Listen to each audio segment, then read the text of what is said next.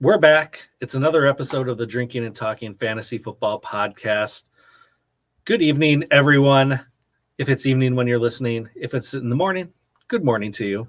I am your host, Dustin Lunt, and my co-host with me, as always, Jacob Trowbridge. How are you doing, Jake? I'm here no matter what time of day that you're listening to this. I think that I'm probably good.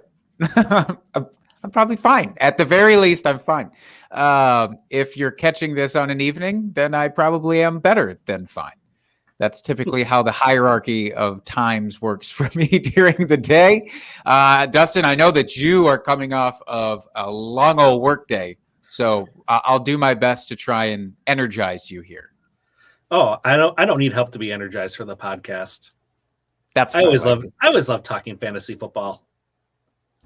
And there's another facet to this, of course, that I'm sure you're equally happy to be doing, given the long work day that you had. Are you drinking this evening, Dustin? I ask rhetorically.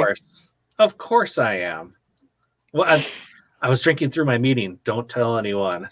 That's the beauty of Zoom meetings. I know. You get these nice opaque cups and you can't see a damn thing.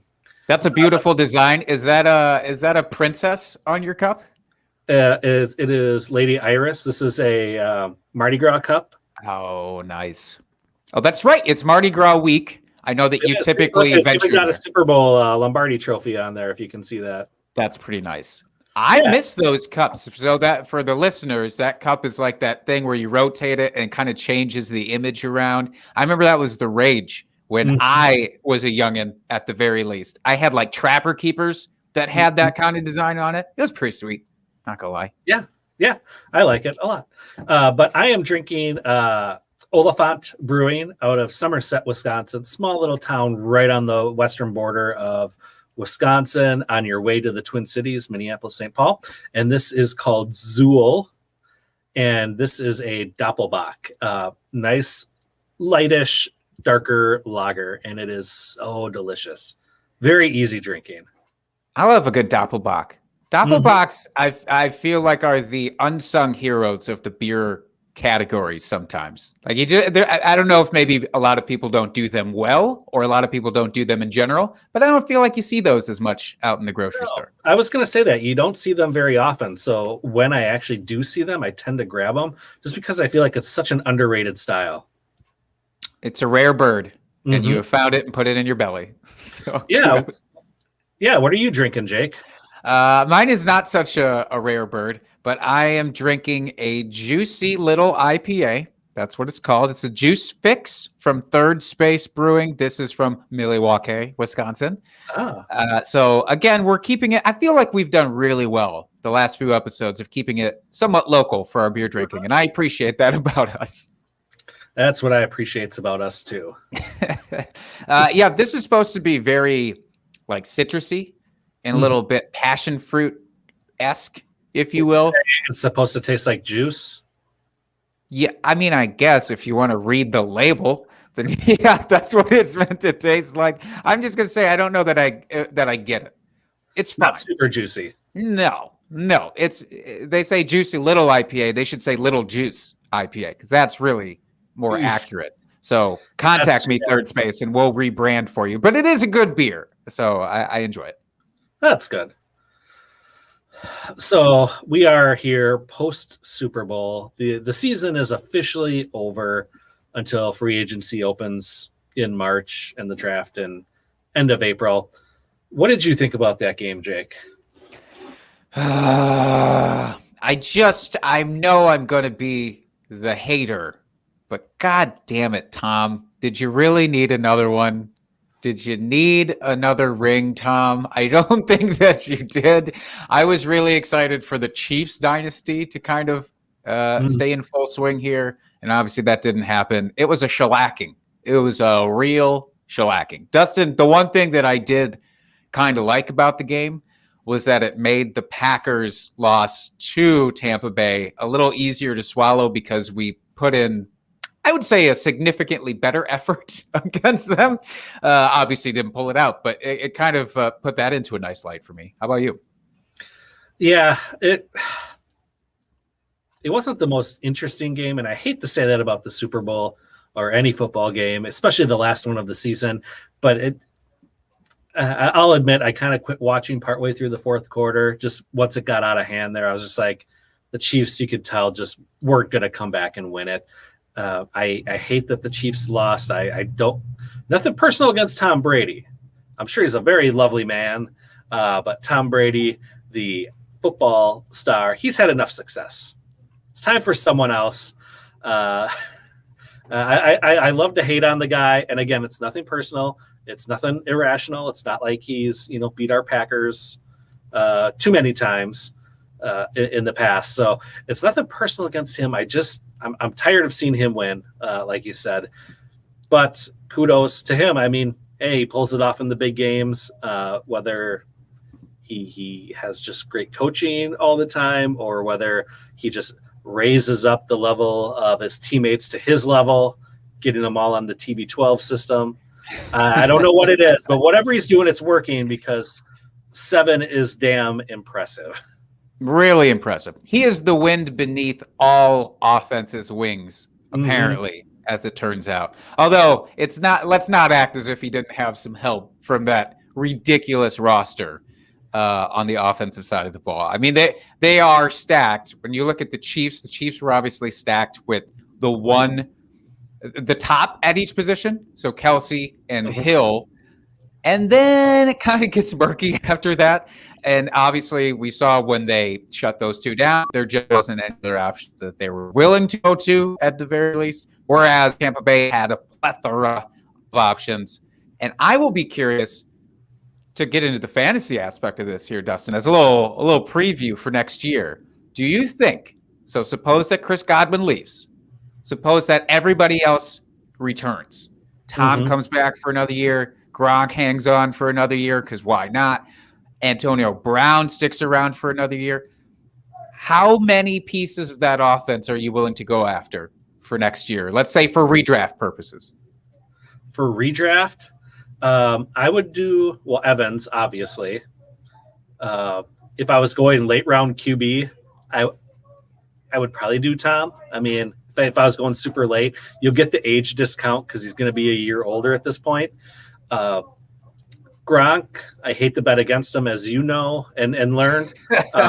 And I know he balled out in the Super Bowl, but he was fairly quiet throughout the playoffs prior to that, where Cameron Brate, I feel like, was getting more and more involved for whatever reason. I don't know if it was just a game plan or what. And I was thinking Leonard Fournette. I mean, he had a decent game in the Super Bowl. I think it's reasonable that they could re-sign him and have kind of that 1-2 punch like they did this year with Rojo and Fournette. So, I wouldn't have a problem taking a lot of pieces on that offense next season. Playoff Lenny. The question is, can he keep it going for the actual regular 2021 season? I don't know. We'll see. I was kind of getting aboard the Rojo train because he had really looked solid, I thought, all year, but then they kind of went away from him. I don't know. Is it because he can't catch a pass? I don't think so, because Lenny can't either. So I do think that they bring in a pass catcher into that backfield, which might nullify the entire backfield for me at that point. If they do, like, just a hypothetical, if they went out and grabbed James White and brought him over just for somebody who's reliable. I was going to say that. And he's got the history with Tom. Yeah. So then do I really like any of them? Probably not. So we'll have to see how all of this shakes out over the offseason. I think it's my most interesting team to watch for this offseason to see how it all shakes up. I feel like this offseason in particular is going to have so much movement. Like, there's so many bigger name free agents. There's a lot of question marks at the quarterback position for a lot of teams. Supposedly, I mean, we've already seen one monster trade. Supposedly, Carson Wentz trade is going to be coming any day now, apparently, with all the chatter. So this is shaping up to be one of the more exciting off seasons we've had for quite some time. And I'm here for it. I am here for all of it. Let's get the anarchy in. We need to be entertained. If there's not going to be actual football for 7 months, we need this to entertain us. Absolutely. Well, as I said, football's done. Real football's done for the season, but the fantasy season never ends. That's why we're still here. We'll be with you guys all off season, giving you the goods, so to speak. Oh, we're going to give it to you. We're going to give it to you good. Well, Jake, should we move on to our drunk trade of the week? Absolutely. Back after a 1-week hiatus. That's right. We needed a refresher, and last week was all about positivity and the things that we did well. So, we didn't want to muddy the waters with a drunk trade. Whereas this week, in this episode, which is our face plants and all of the things that we got wrong, this seems pretty fitting. So, the drunk trade of the week comes from @thepointafterff on Twitter. Hi, Julian. How are you doing? Writes in to say that he wasn't drunk, but his buddy was. So assume redraft PPR formats, as the majority of these tend to be. Julian says, I traded him Zach Moss and the 204. Oh, excuse me. This is not redraft. Oh, God damn it. This is definitely Dynasty. Maybe I'm drunk for this trade. This is PPR Dynasty. He says, I traded him Zach Moss and the 204 for Antonio Gibson and the 208 in week 9 of the season. So, initial reaction to this, Dustin. Initial reaction is, this is gross. He definitely took advantage of his buddy drinking at the time, as someone that was the sober one. So, yeah, he took advantage, but as we've said before, you don't drink and trade. You just don't do it. You just lock your phone. You for all your MFL apps or Sleeper or whatever platform you use. Lock those apps so you can't do it. Yeah, this is, you're only losing 4 spots in the second round, which the second round, it's kind of a crapshoot. And Antonio Gibson, I think we can all admit, is a greater sign than Zach Moss. And with that split backfield in Buffalo, I have a feeling they're probably going to bring someone in the offseason there anyway.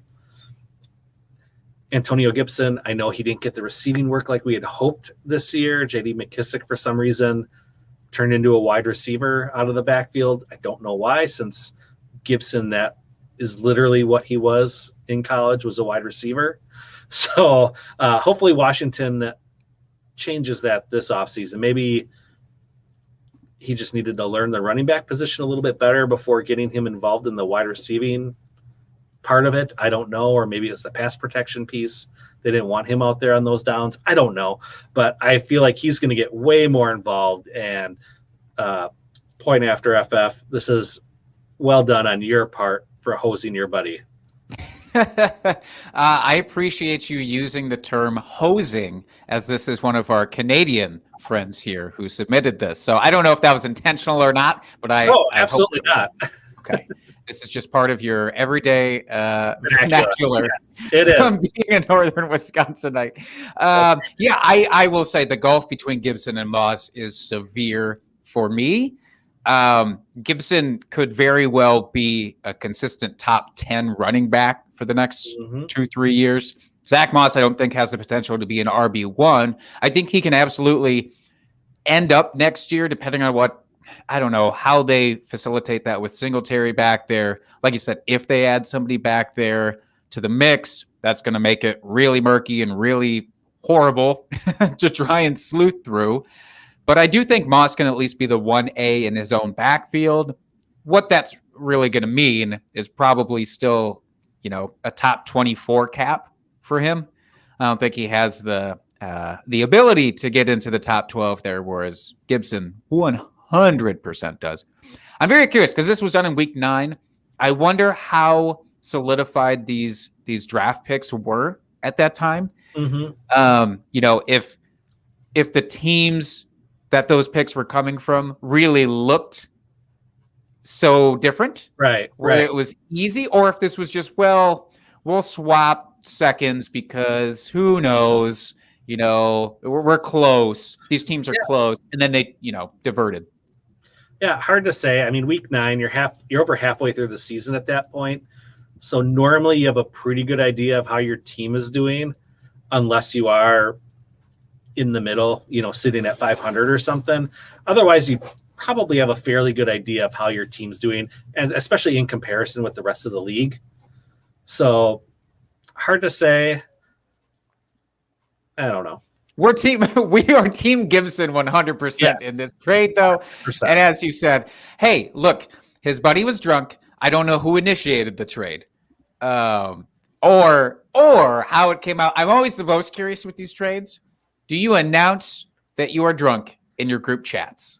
Is this I've been in group chats where this is quite frequently an occurrence. People announce that they're drinking and do so as a jumping off point for people to send trades. Oh no, I have that too in one of my leagues. There's a couple of people are like, "Hey, I'm a couple drinks in, or I'm drunk. Let's make something happen." Absolutely, or maybe they're just saying it to make it a jumping off point, like you said, trying to get some action going. But yeah, I think that happens fairly often.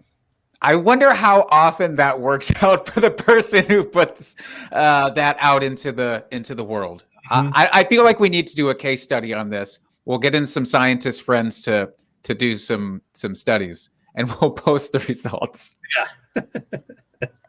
I love it. Yes.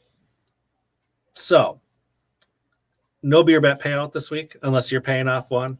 I can't do it today. No. We're already dipping too much into the negative. I can't front load. That's how I was. I was like, it can wait till another week here.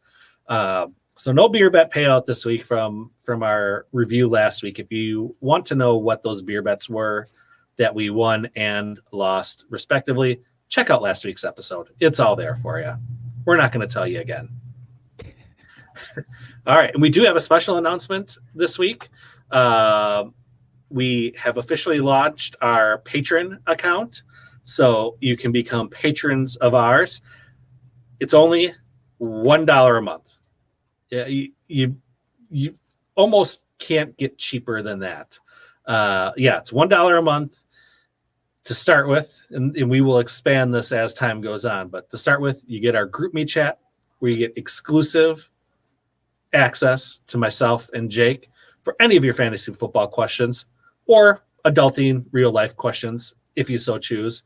This chat will. How do I grout my bathroom tile? You could ask that to Dustin, and I'm sure he would be able to tell you. Absolutely. So so you get access to our group me chat. In season, we're going to be doing a weekly waiver wire show, starts and sits, ads, drops, etc.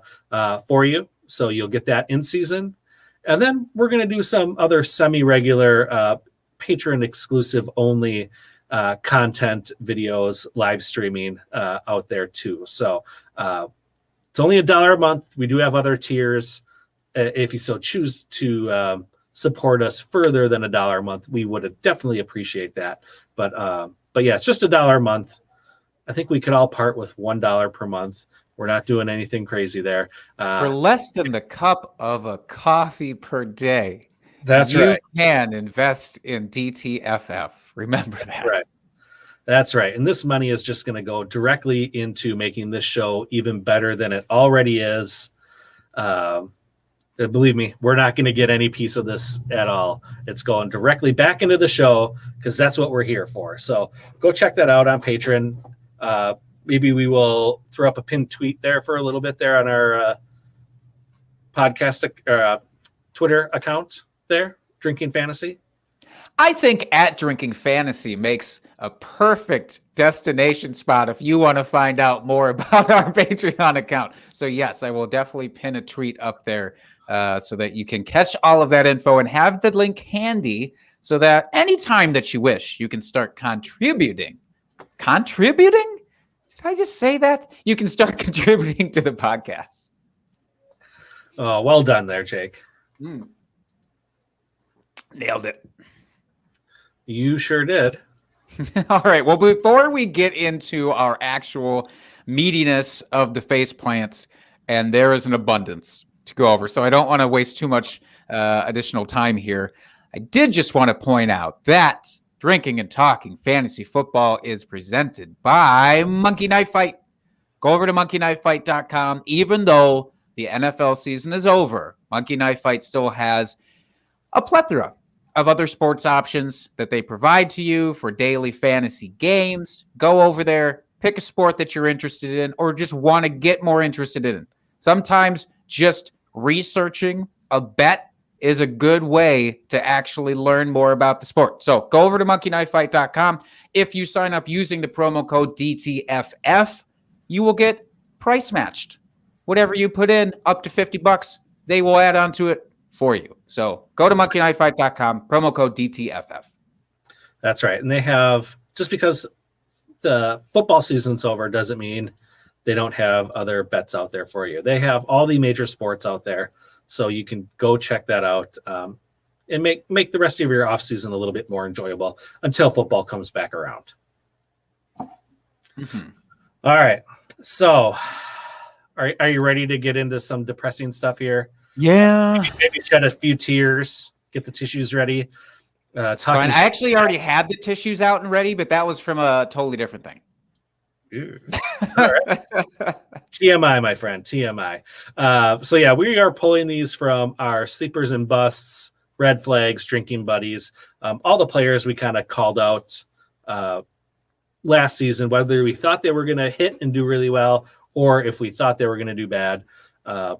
This is where we are.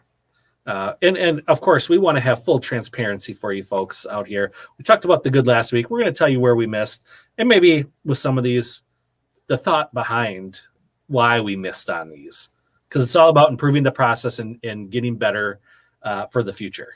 It's a learning experience. This isn't just dwelling on the negative and calling ourselves dummies, which we'll be doing plenty of, but we can also take this as a chance to learn from this, apply different strategies next year, hopefully, or if it's a matter of the process was maybe correct, but the results just didn't reflect that, then we can talk about that too. Yep, absolutely. So I will start us off here. I noticed on the show sheet, my list is a lot bigger than yours. I shouldn't say a lot, but it's fairly heftier than yours. Not the only thing that you've said that about, by the way, Dustin, and I take offense. Right. Well, you shouldn't. But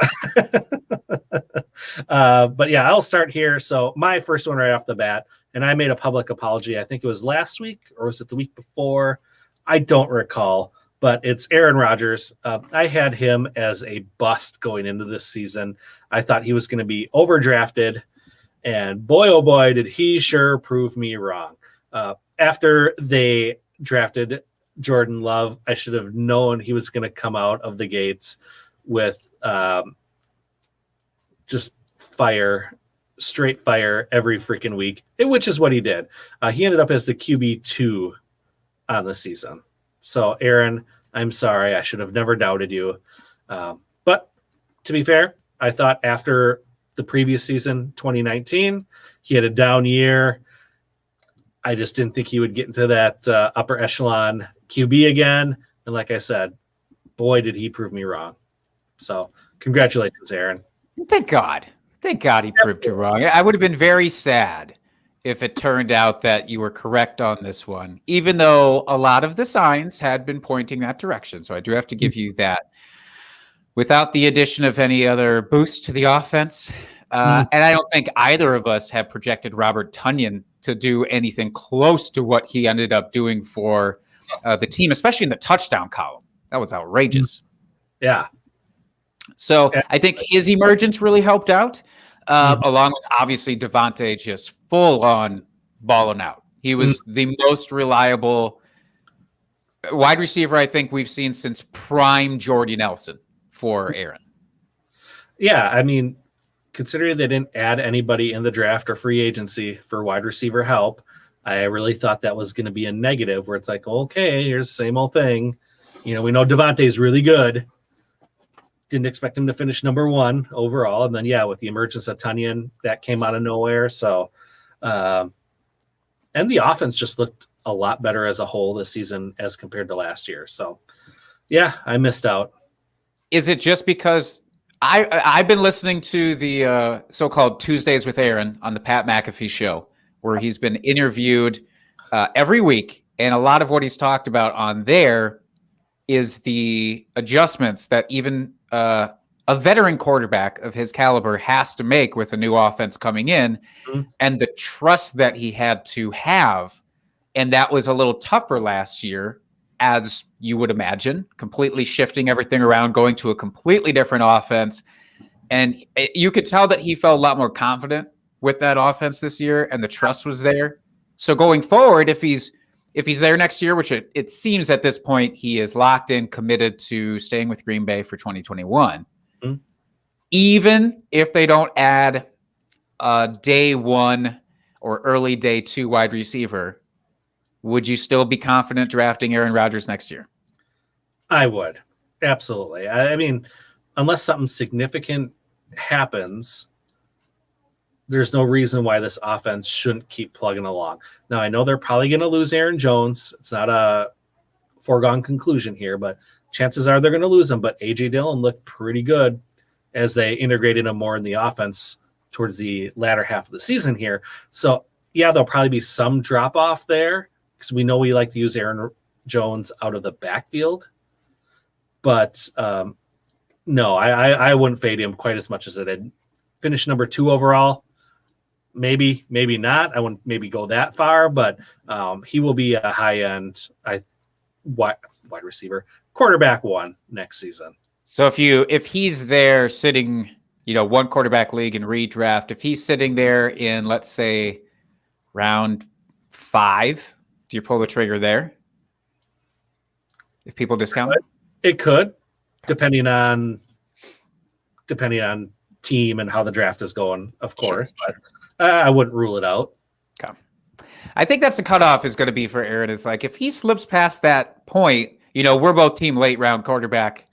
Shout out to JJ Zacharyson. But we both definitely are more of that ilk. And so typically I wouldn't even sniff a guy at that area of the draft. But being a homer as I am, and if I feel like I'm getting a discount, I may be inclined to do that too. One guy won't be drafted next year. Mark Ingram, running back for the Baltimore Ravens. I think. I don't know. I didn't actually see him play at all this year. It didn't feel like. I believe his contract is up too, so I think he's a free agent now. Yeah, so he can go latch on with another team who will, maybe let him run the ball more than 40 times. We'll see. I had him as a sleeper for this year, and it was primarily based on 2 things. One, his ADP. He was consistently gettable in the 6th round, and at that point, if you're punting on running back in those earlier rounds, he just felt like the right kind of target, right kind of volume target. He was nearing the age 30 cliff. However, I noted that he hadn't really played that many snaps early in his career. Mm-hmm. So the workload on his legs wasn't reflective of that. And J.K. Dobbins, I figured, would show up more late in the season. But I really thought that they would run Ingram into the ground to start. That just did not happen. It was a really, really sad experience as somebody who invested so frequently and so heavily in Mark Ingram in a lot of my drafts to not even crack the top 50. It stings. Yeah. It really, really stings, Justin. So yeah, if you took my advice, season there, that was rough to see. Yeah. If you took my advice on Ingram, I apologize. That is certainly not how I expected this whole deal to play out. So he kind of turned into late-stage Lamar Miller all of a sudden. And it was an unfortunate parallel to have to sit through. Mm-hmm. Yeah, and it'll be interesting to see if he'll get picked up by someone this offseason, I'm sure. He's still got something left in the tank, probably more of a change of pace kind of guy, spelling the starter, more of like an Adrian Peterson type role, I feel like at this point. I think we'd be lucky to get an Adrian Peterson role out of him currently, just based on how he looked this year. But supposing he does, then great. You can get him in the last round of your draft just in case. That's right. So my next player here, and again, one I was so far off of. I mean, it wasn't even close. Is Nick Chubb. I had him as a bust as well this year. I thought he was being overdrafted. I thought his ADP was way too high.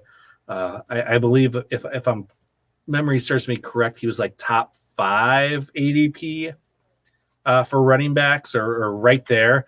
And I was just like, he's just too expensive. He was going at the kind of end of the first, early second type draft pick there for you in your draft. And I didn't like him at that cost. I thought with Kareem Hunt there, from what we saw from Kareem Hunt the year before, that it was really going to be a true 50-50 split in that offense. And while, yes, Kareem Hunt was still very much involved, Nick Chubb is just that good. Like he's good at football. He finished as the RB11 in only 12 games, which is ridiculous. So if he would have played the other, 4 games out of the season, he would have been top 5 easily, if not top 3. Like he was again, I whiffed on this one so hard. I will not be making that mistake again. So Kareem Hunt sticks around for another year there. Let's just suppose that. Nick Chubb, I don't know, top 6 running back for you next year? Mm-hmm. Yeah. Absolutely. Yeah, it's too hard to go away from him. I put way too much stock into the Kareem's going to take away the pass catching work, and that's going to hit him too hard in PPR formats. And yeah, we both just kind of looked silly. He's listed for you, but I was certainly not investing heavily in him either this year. So I will share some of the blame for Nick Chubb. I think we were both correctly high on Kareem Hunt, though, which did work out just to put a little bit of a buffer in there. But yeah, it definitely didn't take away from Chubb. This is the worst. I'm going to put this out. This is the worst call out of this entire list. And it is one of the most dominant wide receivers of the last decade. His name is DeAndre Hopkins. You might have heard of this guy. I labeled him a bust heading into the 2020 season. As a refresher, bust didn't mean that he was going to completely disappear, that he was going to be unusable, none of that. But it meant that based on his ADP, that he was going to not return enough value for you to make you feel good about it. Mm-hmm. Historically, guys who change teams in the offseason do not fare extraordinarily well in their first year in that new offense. In fact, on average, they lose about 10 spots in the rankings. And DeAndre Hopkins ended up finishing himself as the wide receiver 4 on the year. That, Dustin, would you say that's a bust? I would not say that's a bust. I wouldn't say that either, especially considering finish number 1 overall. Then maybe you could consider that a bust, but no, number 4, no. And I was right there with you. I figured he'd finish inside the top 10, top 12, like he'd be a wide receiver 1. But yeah, I did not expect him to finish so high and look so good in that offense right off the bat. Like a glove. Mm-hmm. And I'm very excited for what happens next year. I'm actually going to go out on a limb here. For next year, I'm completely changing my stance, and I am going so hard in the paint to try and get DeAndre Hopkins on my teams, because I feel like people are now undervaluing him somehow. Like we're not talking. I haven't heard at least a lot of people talking about how great he did in the new offense, all things considered. And he's just kind of being overlooked. I'm in the middle of 2 startups currently, and he fell pretty far for who he is in those startups. Like he was not a top 3 to 5 wide receiver, I don't think, in those startups. It's crazy. Part of it's his age. I mean, he's starting to get to that point where he's, the ages are like, oh, I got to have the young, shiny toy, where, yeah, he's going to be elite for a few more years at least here. So, yeah, don't sleep on him anymore, folks. He's the real deal. If you were sleeping on him at all, which again, it sounds so silly to say out loud. It does. But I swear it happens. Mm-hmm. All right. This was another one of my huge misses that I had and look foolish. Again, another one of my busts that did not bust at all. This is Calvin Ridley. I'll admit, I was not a Calvin Ridley believer after his rookie season. after a sophomore season last year. I saw the talent, but I didn't think he would get the volume, especially with Julio there. I just didn't think it was going to happen. I just didn't get the hype surrounding him. I see it now. I'm not afraid to admit that. I see it now. He's good. He finished as the wide receiver 5, and we saw Julio was banged up a lot this season again, where he was either out or basically a decoy when he was on the field.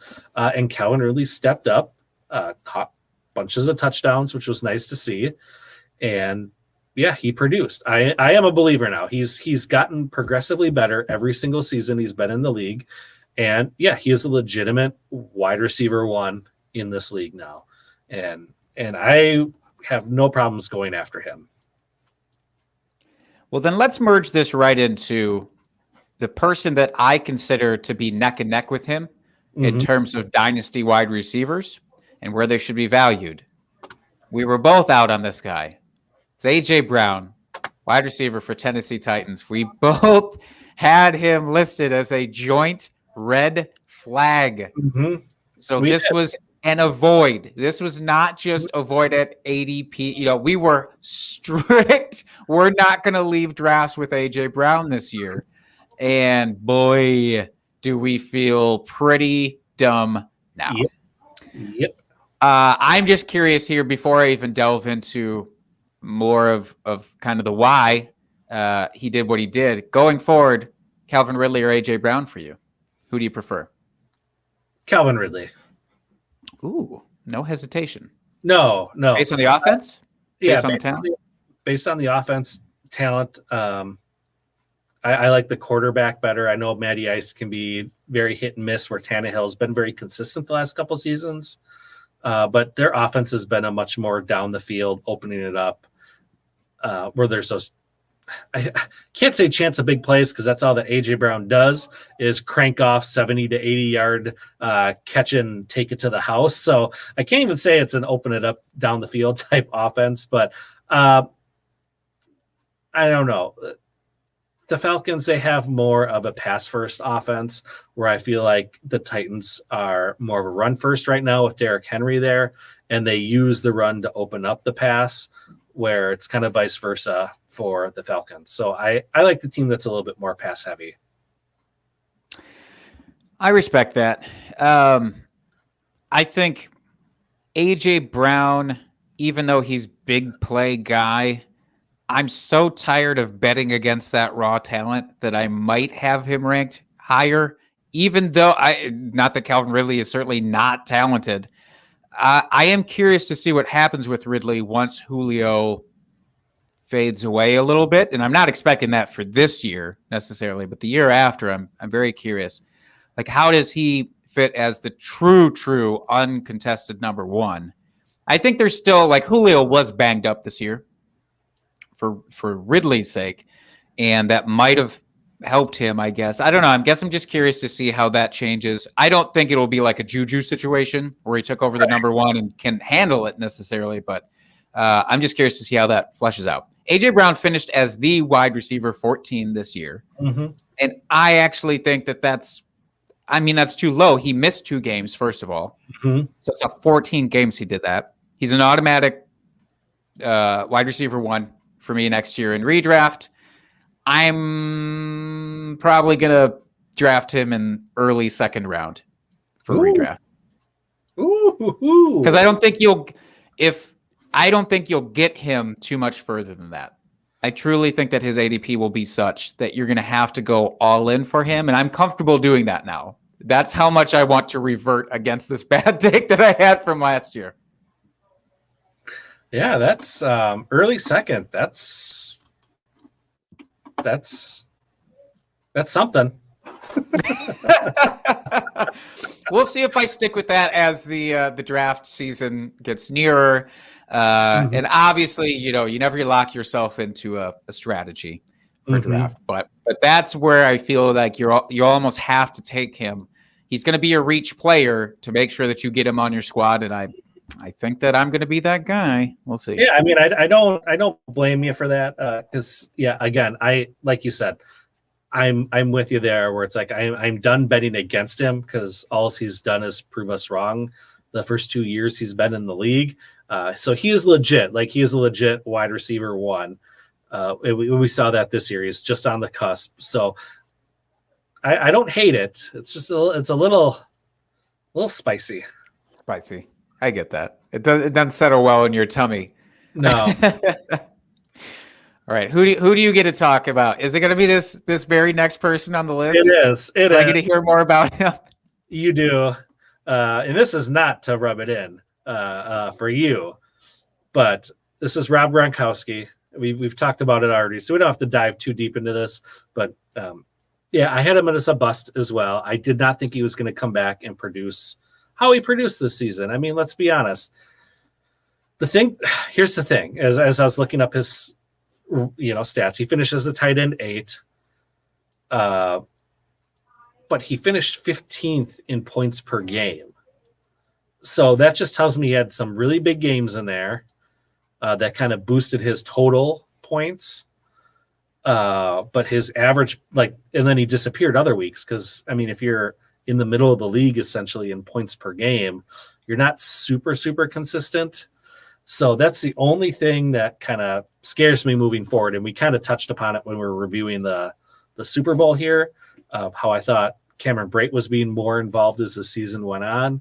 So while I was wrong this year, I don't know that I can stick him in the top 10 for next year. I don't know. And I know you have a hard time with this and you probably will bet against that, but I don't know.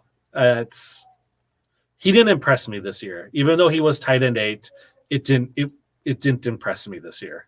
It didn't impress you much. Shania Twain, copyright 1997, probably.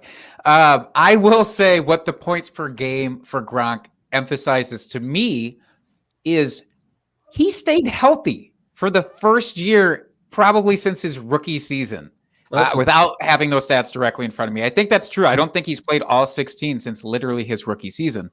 So part of why I bet against him, at least as finishing as a top 8 option, was, well, he's never going to stay healthy for all 16. Mm-hmm. So based on the 2 to 3 games he's bound to miss and the number of weapons in that offense, I didn't believe that Brady would funnel to him enough to make up for those absences.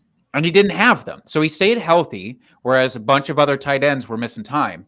At least a couple of games. He was able to tough it out for all 16. That year off must have really reinvigorated him and helped his body heal a little bit. So, yeah, going forward, it's hard to not look at him as a top 10 option for next year if everything stays as it is. But, I don't draft tight ends in the juicy middle, as we always talk about. So I'm not going to have him regardless because I will wait 4 to 5 rounds after wherever he goes, and I'll take the less expensive option. Mm-hmm. Yeah, absolutely. When you're in that, anything outside the top 4 or 5 tight ends, it doesn't matter when you draft them because it's just basically luck of the draw at that point. Indeed. So what do you want to talk about next? I don't want to talk about anybody next, but we'll keep it going with tight ends. We referenced this a lot last week because this person was somebody you were very high on. I was not. We had a beer bet about it. Mike Gesicki, tight end for the Miami Dolphins. I went ahead. I labeled him as a bust. I thought, speaking of those tight ends that were going in the middle rounds last year, I didn't see enough from Gesicki that I thought warranted it. I thought he would fall outside of the 10, even 15 for tight ends. Of course, that didn't happen. Of course, he made me look like a jackass. Now, I will say, he's definitely a boom bust tight end, which a lot of these guys are. He finished tight end 7 overall.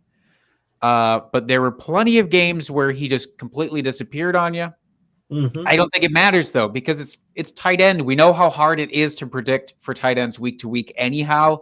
So I can't even use that as a knock against him because that's going to be true for almost everybody down the line with your exceptions of Kelsey and Kittle while he was playing. And that's basically, and Waller, those guys, if you didn't have them, you had to expect this to happen. So the fact that he could goose you on a couple of weeks and still come up at tight end 7, pretty damn impressive. Preston Williams wasn't there for some of the season. I don't really know. I didn't look into the splits for that, honestly, to see if that had a huge effect. I really don't think it did. I think it's just Gesicki. It's a good option for whoever the quarterback is in that offense. I was nervous about if it was going to be Fitzpatrick or Tua there. And obviously we saw both happen, and it worked out very well in both instances. So let's say Tua is there next year as the implicit starter, which probably is. Mm-hmm. Folks who are expecting them to move on from Tua already, it's blowing my mind. It is. I think Tua starts. So if he does, Gesicki, do you have him top 7 potentially next year? I think so. I don't think that's unreasonable whatsoever. I mean, we saw him finish that this year, and their team should only be getting better next year. I would think that they would add maybe another offensive lineman or 2, wide receiver to help maybe pull some of that coverage down the field, and they can use Gesicki underneath. So, yeah, I don't see any reason why he wouldn't finish in that range again. Fair enough. Let's just lock the beer bet in now. All right. No, I will not do it yet. I will not do it yet, but I'll put a pin in that for later. All right. Who do you want to talk about next? Next one is the next few here were all my drinking buddies. Someone I was really high on, thought I was gonna have great season and cheer for them. This first one though, the mustache himself, Gardner Minshew. Just a waste of a season there. Obviously, Jacksonville was terrible. They were tanking for the first pick in the draft, which they ultimately ended up getting. Thank you to Adam Gase and the Jets for that. But, I thought he was just going to pick up right where he left off last season. I know he was somewhat inconsistent in 2019. I thought that with an off season, learning more, and I know this off season was different with COVID and everything, I still thought he would take a bit of a step forward. That did not happen. Although in 9 games, he still finished as the QB 26. So he was better than 6 other starting quarterbacks in the league for an NFL franchise. He finished as QB6, but he was 14th in points per game at just under 18. So he was fantasy relevant when he was playing. He was playing at a decent level, but for whatever reason, the Jags just didn't want him starting. They obviously knew that he was not their answer long-term. So I think my process was right on that one. It was just unforeseen issues with the team and what they were going to do and how their season was really going to go. I think Minshew, I've wanted him to go to a different team. Here, he seems like the forgotten man as everybody's talking about the QB carousel that's going to be happening this offseason, because so many quarterbacks are going to be switching teams that Minshew kind of gotten left on the back burner because he had his hype year last year. Everybody's over the memes of Minshew, but there is a man beneath those memes. And I think it's a very capable quarterback. I'll be interested to see if he does get a second chance as an actual starter or if he goes someplace to be able to compete. I mean, he's still under his rookie contract, though. So do you think that they would release him or trade him? Yeah. I think at this point, they're probably more in the mold of reliable backup, for veterans' sake. Somebody of a Blaine Gabbert type of nature who would come in rather than Minshew as their backup. Mm-hmm. I think if you can move him to get anything at all with that offense needing everything that it can get, I think that they do. But I don't know. I'll be curious. I thought Las Vegas would be a very interesting fit for him if they decide to move on from Derek Carr, who, as we talked about last week, I was also not high on for this season. And to let those good times roll, why don't we just transition right into Derek Carr's main man? That's right. Talk about Darren Waller. Let's do it.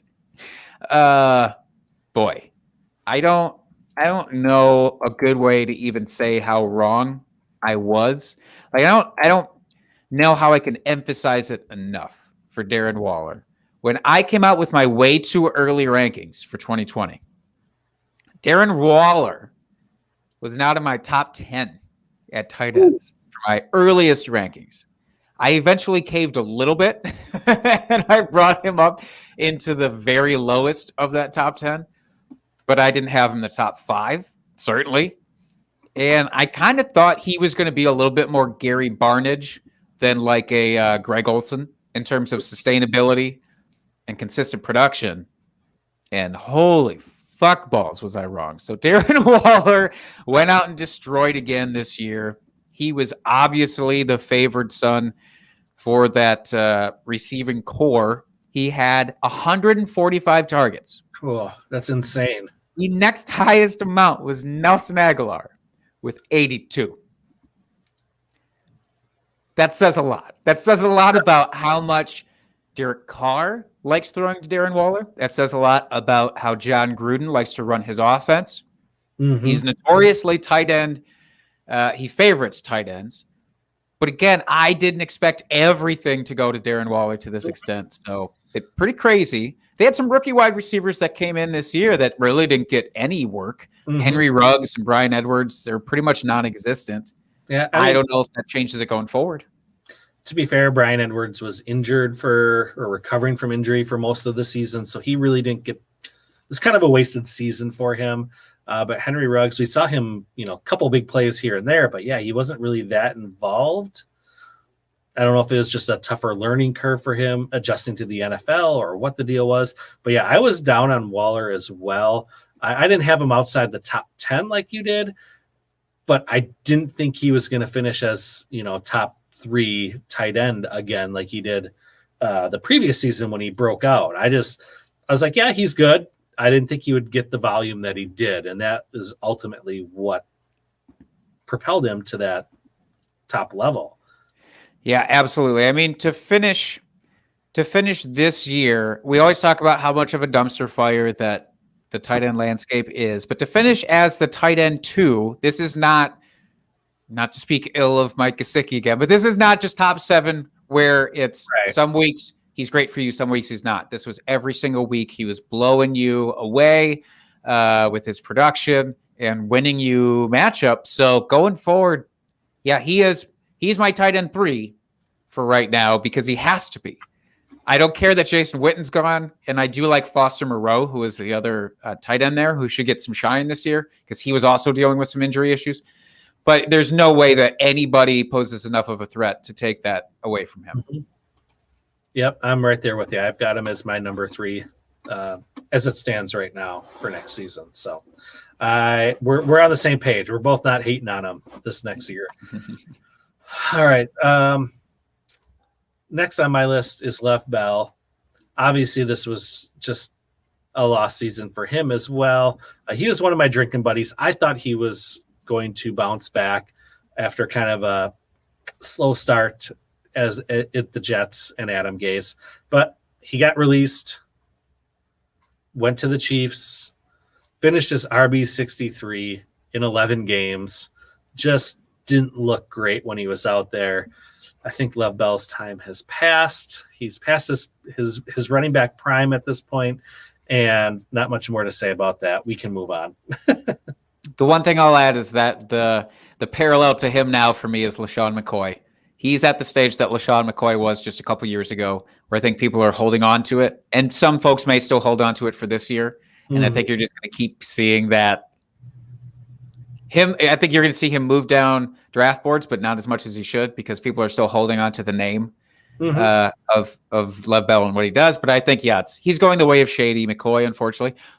Who, good for Shady McCoy because he won 2 Super Bowls in 2 consecutive years. So if Lev Bell can make that work. Bitch. How fucking impressive is that? That is. You don't even have to play a snap. And you won 2 back-to-back Super Bowls. Yeah. That's wild. Yeah. Shout out to him. Congratulations, my friend. That's the way to do it. I would consider him a friend if I actually knew him. but I don't. So it's more of just a figure of speech. So anyway, moving on. If he wants to talk to us about it later, he can. Absolutely. Sean, come on anytime. All right. I want to talk about Kyle Rudolph. Why, Dustin, didn't you stop me earlier in the season? Why didn't you tell me how bad of a decision this was? Kyle Rudolph, I had as my tight end drinking buddy. Yeah. Yeah. I think that silence is appropriate and that deep sigh. I think I was just trying to be contrarian here. If I'm being honest, there is plenty of tight ends, of course. When we do our drinking buddies, we don't ever want to just talk about the obvious guys. I'm going to take Travis Kelce. Yeah, right. And there's a lack of options for tight ends, I think, in general. Now, my process for Rudolph, I think was okay. I think where I was talking about him being a focal point in the offense, I think it was reasonable. I think I emphasized it way too much. I was thinking that he could be a top 10 tight end. Very low on the top 10. Right. But I thought he could do it because I didn't think that Irv was quite ready to be the focal point. I thought that the offense, the coaching was going to want to lean on the tight ends more. I fully did not expect Justin Jefferson to explode. I'll get that out of the way. I don't know that anyone did. Adam Thielen turning 30 and then the rookie wide receiver coming in, and those were really the only two options. I thought by default that Kyle was going to get plenty of play. He didn't. he just plainly didn't. So huge, dumb mistake on my part for hyping him up as much as I did. Yeah. I would say I'd let it pass, but it is a Vikings player, and I just don't know if I can get past that piece of it. Yeah, I don't think you should, quite frankly. All right. Well, that was the last of your face plants. I've got 3 more here. Like I said, I whiffed on way more than I didn't this year, unfortunately. So we'll go through these here somewhat quickly here. So this first one here, this one hurts my soul more than anything else on this list because I was talking this guy up the entire offseason early on. Like this time last year, I hitched my wagon to this guy, and I thought I was going straight to the bank with him, and it was just straight cash. And I'll admit, to start the season, the first 4 or 5 weeks, I was riding high. Oh, man, was I happy. I was so smug just sitting here.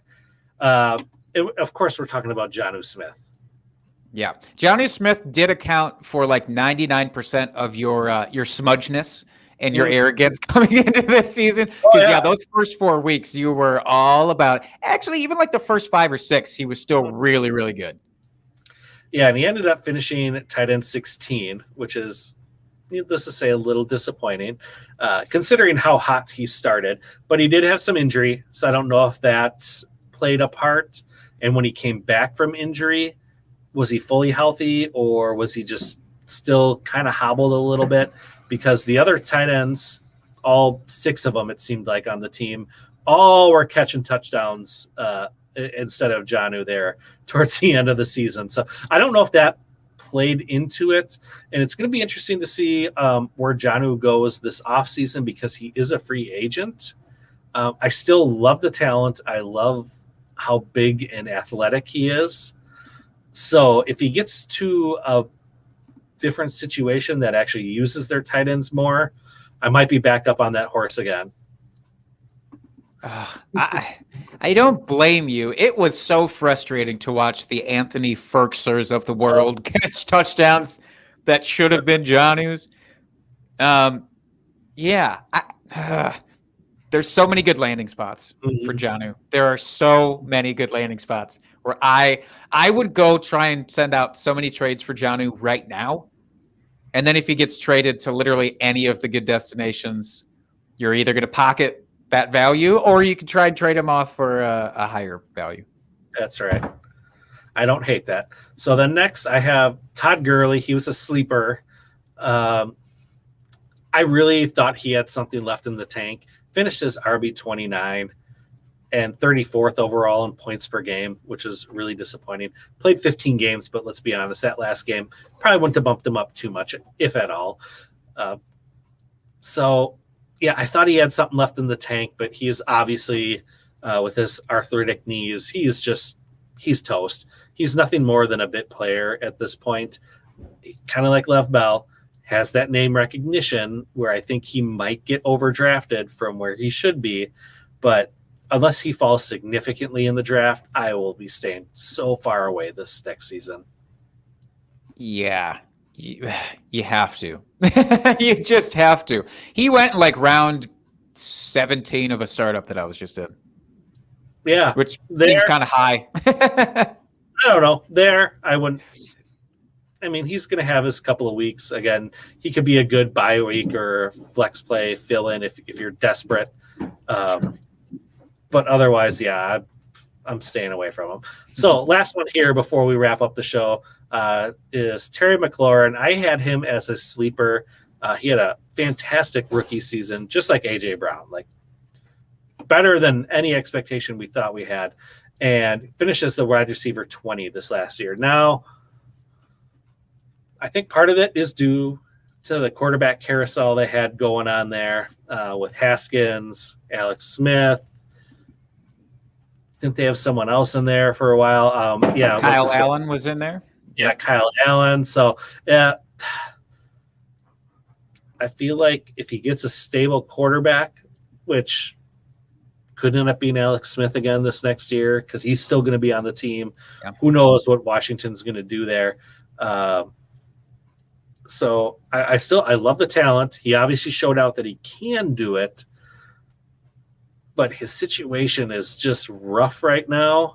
And until that quarterback situation stabilizes, I probably won't be paying what his ADP is going to be just based off, because people are going to remember the big year he had as a rookie and like, well, he can do it again, which I absolutely believe he can. But like I said, unless that situation changes for the quarterbacks, I don't know I'll be drafting him at his ADP this next offseason. That's fair. That's fair. McLaurin does seem more of a dynasty acquisition at this point than a redraft target. But so much obviously can happen between now and the start of next season. And we should never have take lock. So things that we said now for any of these players may hold true once we get to August, or we may do a complete 180 because new information should change your opinions. That's right. That's right. Don't be like beer. Just flow right down the gullet. Just keep flowing. I love it. Yes. I wish I could say this was cathartic, getting all this out this week. It wasn't? About it. No. It was just depressing knowing that I missed on more than I hit on. But that's how you become a better fantasy player. You take your lumps, you learn from it, and you come back stronger the next season. Yeah, look, I think we both planted. We planted hard into the dirt for a lot of these calls.